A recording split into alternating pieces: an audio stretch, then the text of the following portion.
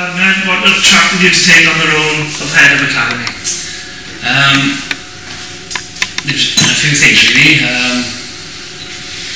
Firstly, to be involved in a club like Britain Ferry, I've seen firsthand over the last 3-4 years they're head and shoulders above other clubs in the league off the field. They're getting their cars doing a good job on the field and hopefully have a push this year. And it's a no-brainer really to be involved in a club like this. They do everything the right way.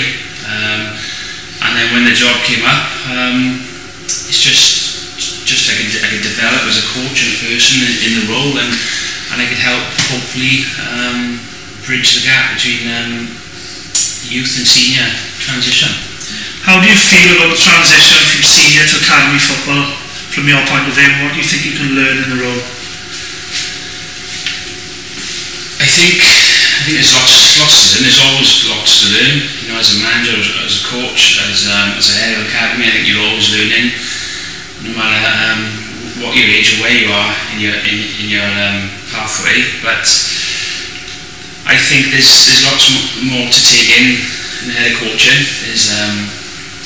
You're dealing with managing a group of coaches rather than a group of players, and that's challenging. It's something I'm thriving towards.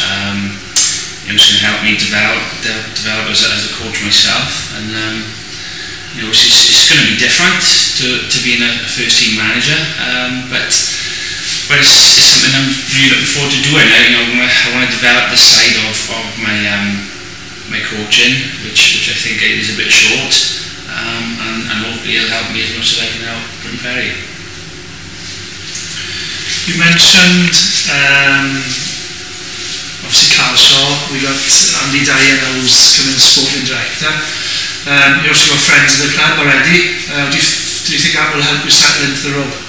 Yeah, that was one of the main reasons, or one of the reasons I took the job, is I knew the support network within the club.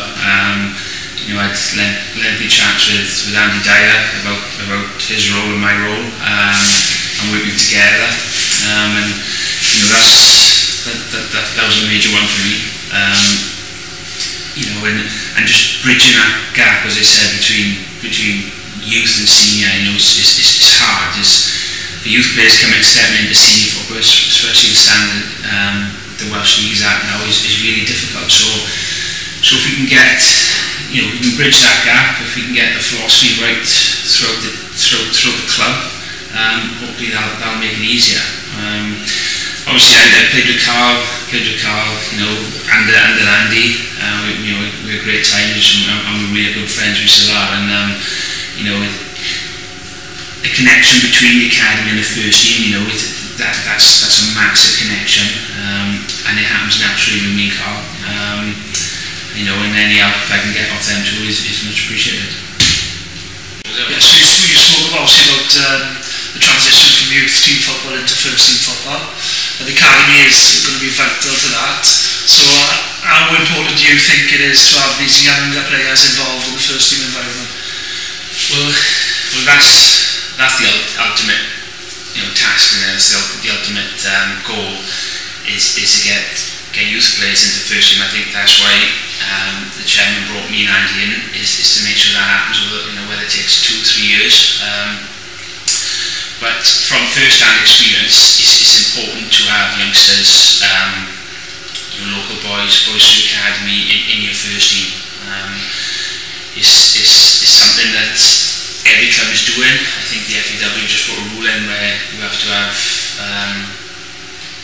so many homegrown players in the team, and so many academy boys in the team, which is a great rule, and it just helps towards that aim, and we're trying to find the next Luke Bowen in the academy and push him through and help, as I spoke about, help that transition going into the first team, and that's important, for the club to have local boys in the team, local youngsters. I think it helps as well with the crowd. I think local crowds will come to watch local boys, same as they come to watch a winning team. So it's a no-brainer formula, obviously a big season for the club from all aspects, but what do you see your visions and targets as head of academy for the season, your goals, and where you think you want to be come the end of the season? My goal is simply to make the academy the best academy in the Welsh League. That's I think me and Andy Dyer, we share that same vision. We want to be the best. We want to be the best 8s, 9s, 10s, 11s all the way through. That's our goal, and that's providing the best coaching for the kids, the best equipment, the best environment, and the latter of them are already here, are already in place. But I think it's important for players to have a goal, to have a vision, to have that desire, that drive.